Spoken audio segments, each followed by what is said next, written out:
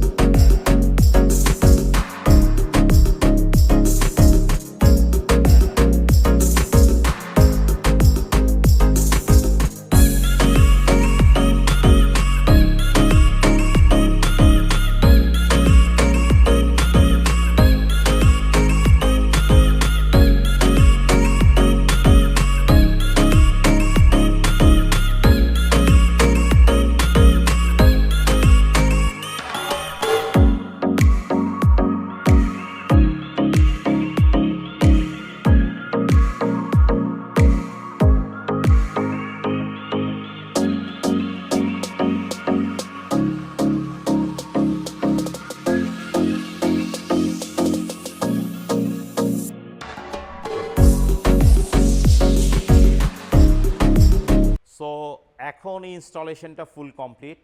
Cutting এবং ট্রিমিংটা করা হয়ে গেছে। আফটার কাটিং এবং ট্রিমিং ফুল কিউরিংয়ের পরে ইনস্টলেশনটা কেমন হলো আমি জুম করে প্রত্যেকটা কর্নার এজ এবং যতগুলো রিসেস এরিয়া আছে সবগুলো আপনাদের সাথে দেখায় দিব। আশা করি এই ভিডিও দেখার পর আপনাদের পিপিএফ সম্পর্কে, পিপিএফের ইনস্টলেশনটা প্রপার হলে কীরকম হয় এগুলো সম্পর্কে একটা ভালো ধারণা চলে আসবে। প্রথমে যেটা করি আমি গাড়ির ফুল এক্সটেরিয়র সারফেসটা, গ্লসের লেভেলটা কীরকম আসলো সেটা আগে দেখায় দিচ্ছি। তারপরে আমরা হয়তো কর্নার এইজগুলো, রিসেস এরিয়াগুলো এগুলো আমরা জুম করে দেখানোর চেষ্টা করব। এবার একটু পেছনের দিকে যাই, পেছনে একটু দেখে আসি পেছনে কি অবস্থা।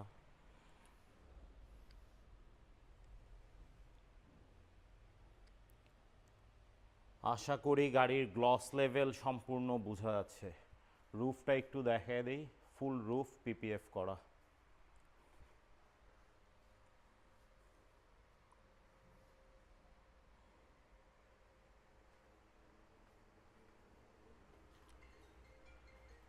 এবার আমরা যেটা করব আমরা প্রত্যেকটা কর্নার এজগুলা জুম করে করে দেখা দেওয়ার চেষ্টা করব যে কতটা নিখুঁত হয়েছে।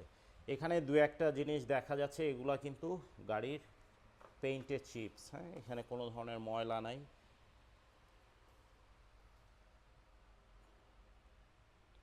ইনস্টলেশনের মধ্যে কোথাও কোনো ধরনের ডার্ট অ্যান্ড ডেব্রিজ খুঁজে পাবেন না।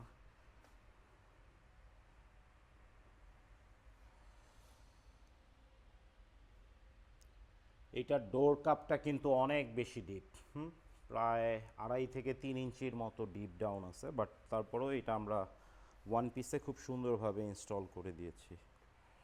প্রত্যেকটা কর্নার এজ যদি আমি দেখাই, আশা করি গ্লসটা বুঝতে পারতেছেন সবাই। মিররের মতো আমার ফুল ফেস পর্যন্ত দেখা যাচ্ছে।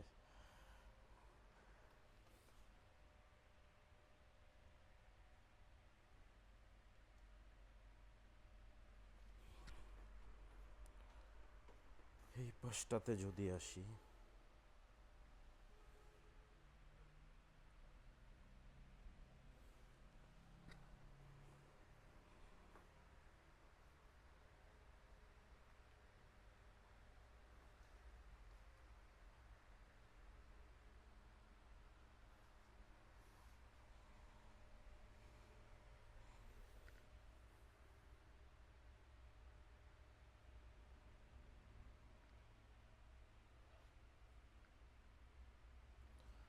আমরা না বলে দিলে আপনি বুঝতেই পারবেন না এই গাড়িতে পিপিএফ করা আছে কি করা নাই।